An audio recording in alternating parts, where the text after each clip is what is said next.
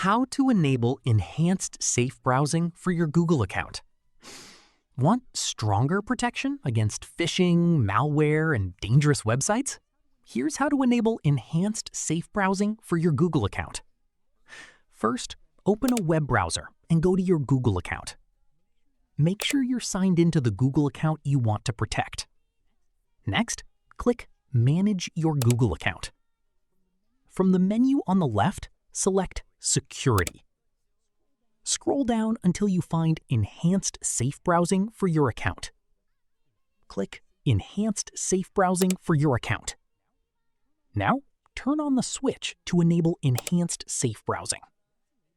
Once enabled, Google can provide stronger protection against dangerous websites, phishing attacks, malicious downloads, and harmful files.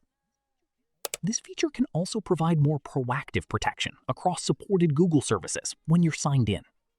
Your enhanced safe browsing protection will now be active on your Google account.